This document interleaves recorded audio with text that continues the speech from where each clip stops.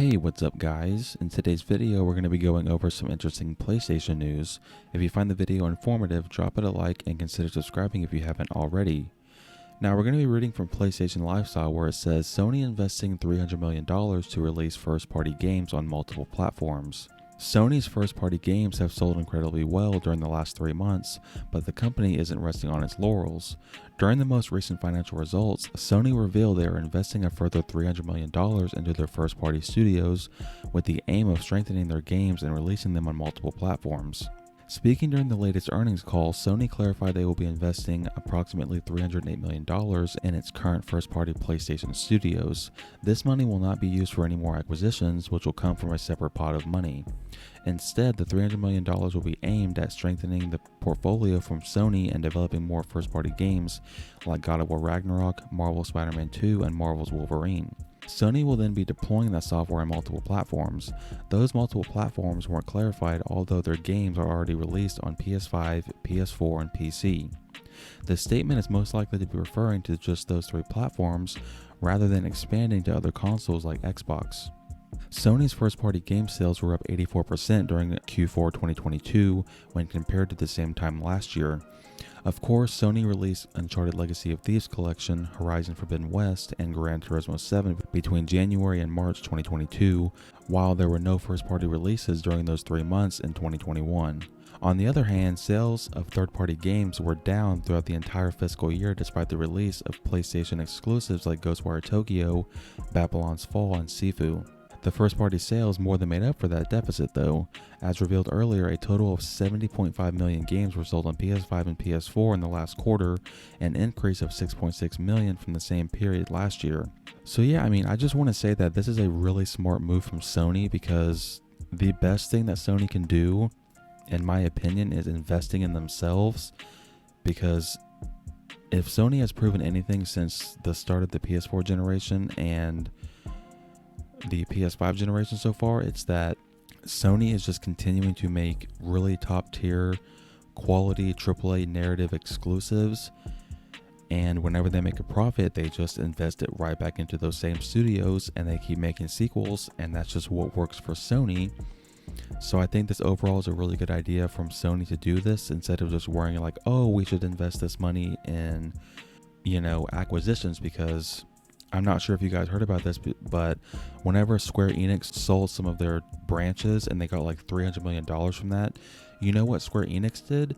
They decided to invest that in NFTs. And that's why Square Enix, honestly, I don't even care about Square Enix, and that's one of the main reasons why. Because, they don't have the same mindset that Sony does. And also, for those of you who might be wondering in the article it says that Sony is wanting to do this, the main reason, or one of the main reasons why they're investing this money is for making games multi-platform. And some of you might be like, oh, does that mean that Sony's hinting that at some point in the future Sony's going to release their big games on Xbox? And I'm just telling you now, that's not going to happen ever. As long as Sony's making money from this current business model, then that will never happen. For those of you who are wanting games like God of War Ragnarok and Spider-Man 2 and games at of that level to come to Xbox, it's just not going to happen. And so I just thought I'd clarify that for you guys, because some would think if you just read the headline and it says that, they want to release first-party games on multiple platforms, but you have to keep in mind that they're talking about PS5, PS4, and PC.